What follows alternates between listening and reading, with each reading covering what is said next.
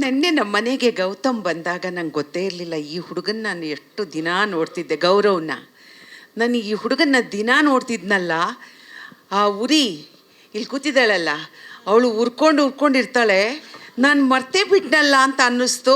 I am very sorry. ನಾನು ನಿಮ್ಮನ್ನು ತುಂಬ ಮೆಚ್ಕೊಂಡಿದ್ದೀನಿ. ನನಗೆ ಇಲ್ಲಿ ಬಂದಾಗ ಅರೆ ಈ ಹುಡುಗ ನನಗೆ ಗೊತ್ತಲ್ಲ, ನಿನ್ನೆ ಬಂದಿದ್ರಲ್ಲ, ಅಯ್ಯೋ ಇವಳಲ್ವಾ ಅಂತ ಅನ್ನಿಸ್ಬಿಡ್ತು. ಐ ಆಮ್ ವೆರಿ ಸಾರಿ ಅಮ್ಮ. ಆಯಿತಾ, ಈಗ ನನಗೆ ಎಲ್ಲ ನಾನು ರಿಕಲೆಕ್ಟ್ ಮಾಡಿಕೊಂಡೆ. ನೀವೆಲ್ಲ ಅತ್ಯಂತ ಟ್ಯಾಲೆಂಟೆಡು, ಗೊತ್ತಾಯ್ತಾ? ಆ್ಯಂಡ್ ಭವ್ಯ, ನಿಮ್ಗೆ ಒಳ್ಳೆಯದಾಗಲಿ ಆಯಿತಾ.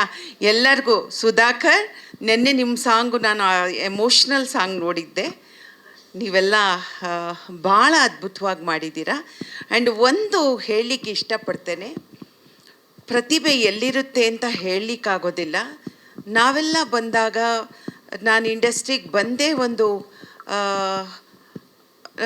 73ರಲ್ಲಿ ಬಂದಿರತಕ್ಕಂಥದ್ದು. 53 ವರ್ಷ ಆಗಿದೆ.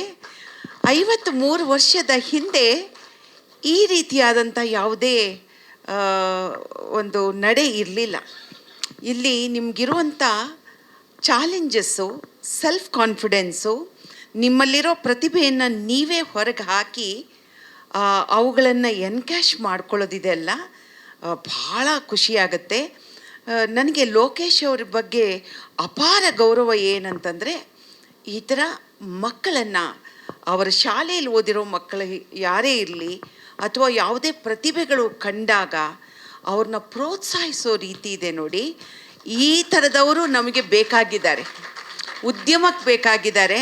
ಲೋಕೇಶ್ ಸರ್, ನೀವು ನಮಗೆ ಮನೆ ಕೊಟ್ರಿ ಅಥವಾ ನಮಗೆ ಅತ್ಯಂತ ಆತ್ಮೀಯರು ಅಂತ ನಾನು ನಿಮ್ಗೆ ಹೇಳ್ತಿಲ್ಲ, ಜಿನ್ಯೂನಾಗಿ ಹೇಳ್ತೀನಿ.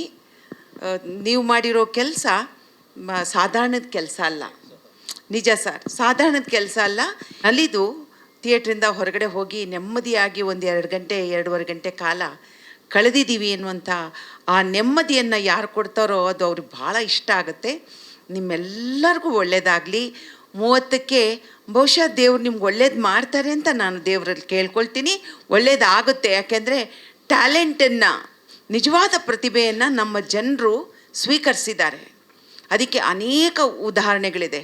ಒಳ್ಳೆಯ ಸಿನಿಮಾ ಬಂದಾಗ ಒಂದು ಹೊಸ ಪ್ರತಿಭೆಗಳನ್ನು ಅದು ಅವ್ರು ಗುರುತಿಸಿದ್ದಾರೆ, ಪ್ರೋತ್ಸಾಹಿಸಿದ್ದಾರೆ. ಜನ ನಿಮ್ಮನ್ನೂ ಕೂಡ, ಈ ಚಿತ್ರವನ್ನು ಕೂಡ ಪ್ರೋತ್ಸಾಹಿಸ್ತಾರೆ. ನೀವೆಲ್ಲರೂ ಕೂಡ ಮುಂದೆ ಬಹಳ ದೊಡ್ಡ ನಿರ್ದೇಶಕರು, ಬಹಳ ದೊಡ್ಡ ಹೀರೋಗಳಾಗಿ, ಬಹಳ ದೊಡ್ಡ ಟೆಕ್ನಿಷಿಯನ್ಗಳಾಗಿ, ಸಂಗೀತಗಾರರಾಗಿ, ಎಲ್ಲ ರೀತಿಯಲ್ಲೂ ಕೂಡ ದೊಡ್ಡವರಾಗಿ ಬೆಳೀರಿ ಅಂತ ಹೇಳಿ ನಾನು ನಿಜವಾಗ್ಲೂ ಹೃದಯ ತುಂಬಿ ಹಾರೈಸ್ತೇನೆ. ಲೋಕೇಶ್ ಅವ್ರಿಗೆ ಒಳ್ಳೆಯದಾಗಲಿ ಸರ್.